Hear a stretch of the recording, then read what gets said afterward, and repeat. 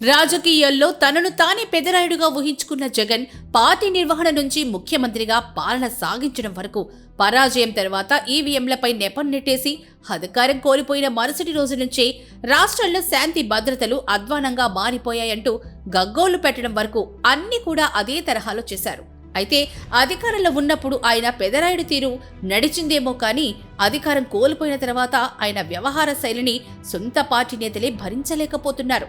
ఆ విషయాన్ని బాహాటంగా చెప్పడానికి కూడా వెనకాడ్డం లేదు. అధికారంలో ఉన్నంత వరకు జగన్ చూసి రమ్మంటే కాల్చేసి వచ్చినట్లుగా తెగరెచ్చిపోయిన నేతలు ఇప్పుడు ఆయనకు ఎదురు తిరుగుతున్నారు.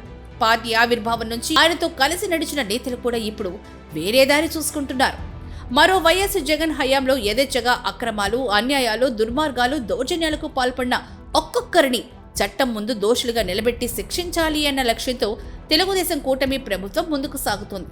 జగన్ హయాంలో జరిగిన అవకతవకల మూలాలన్నీ తాడేపల్లి ప్యాలెస్ పునాదుల్లోనే ఉన్నాయన్నది దర్యాప్తుల్లో వెల్లడవుతూ ఉండడంతో సోషల్ మీడియాలో అసభ్య, అనుచిత పోస్టుల నుంచి అవినీతి, కుంభకోణాలు, హత్యల తీగలాగే వరకు అక్కర్లేకుండా ముట్టుకుంటూనే తాడేపల్లి డొంక కదిలిపోతోంది. దీంతో జగన్తో ఇంకా అంటకాగితే తమ పుట్టి మునుగుతుంది అన్న భయంతో ఒక్కొక్కరుగా వైసీపీ నేతలు పార్టీ కార్యక్రమాలకు, కొందరైతే పార్టీకే దూరమైపోతున్నారు. జగన్ కు సన్నిహితులుగా ఉన్నవారైతే ఉన్న పదవులకు సైతం రాజీనామాలు చేసేసి పార్టీతో తెగదెంపలే చేసుకుంటున్నారు.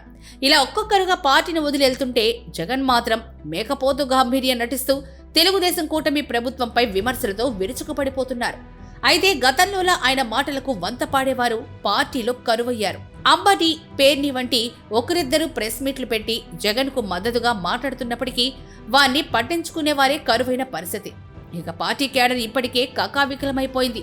పార్టీ శ్రేణుల్లో ధైర్యం నింపడానికి తరచూ మీడియా ముందుకు వస్తూ జగన్ చేస్తున్న ప్రయత్నాలు ఫలిస్తున్నట్లు కనిపించడం లేదు.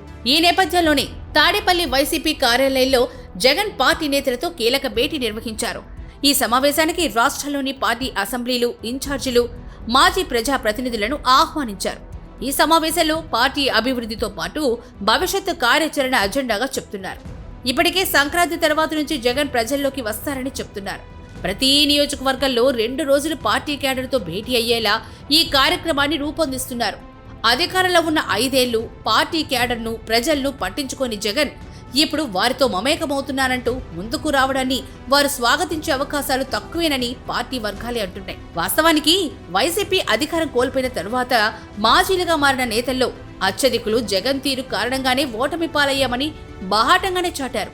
అధికారంలో ఉన్నంతకాలం పార్టీ నేతలను, కార్యకర్తలను పూర్తిగా విస్మరించిన జగన్ క్షేత్రస్థాయి వాస్తవాలను గుర్తించడానికి నిరాకరించారు.